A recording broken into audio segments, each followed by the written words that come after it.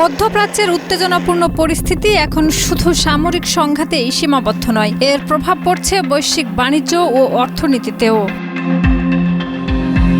বিশ্বের দ্বিতীয় বৃহত্তম শিপিং কোম্পানি মার্কস এর প্রধান নির্বাহী ভিনসেন্ট ক্লার্ক সতর্ক করে বলেছেন, ইরানকে ঘিরে চলমান সংঘাতের কারণে জাহাজে পণ্য পরিবহনের খরচ দ্রুত বাড়ছে। বিবিসিকে দেওয়া এক সাক্ষাৎকারে তিনি জানান, জ্বালানি তেলের দামের উঠানামা সামাল দেওয়ার মতো চুক্তি আগে থেকে গ্রাহকদের সঙ্গে করা থাকে। ফলে বর্তমান পরিস্থিতিতে পরিবহন ব্যয়ের যে চাপ তৈরি হয়েছে তা শেষ পর্যন্ত সাধারণ ভোক্তার উপরই গিয়ে পড়বে।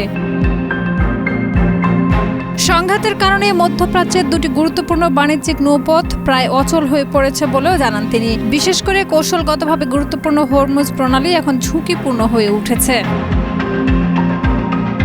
সংঘাত শুরুর আগে বিশ্বের মোট জ্বালানি তেলের প্রায় 1/5 এই প্রণালী দিয়ে পরিবাহিত হতো। তবে ইরানের পক্ষ থেকে বাণিজ্যিক জাহাজে হামলার হুমকির কারণে অনেক শিপিং কোম্পানি এখন এই রুট ব্যবহার করতে অনীহা দেখাচ্ছে।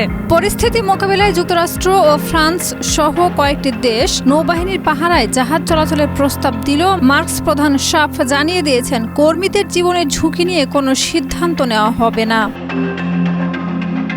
এর আগে মার্কিন প্রেসিডেন্ট ডোনাল্ড ট্রাম্প সতর্ক করে বলেছিলেন, ইরানের জাহাজগুলোর বিরুদ্ধে দ্রুত ও কঠোর ব্যবস্থা নেওয়া হবে। এই ঘোষণার কয়েক ঘন্টার মধ্যেই এই হামলার খবর সামনে আসে।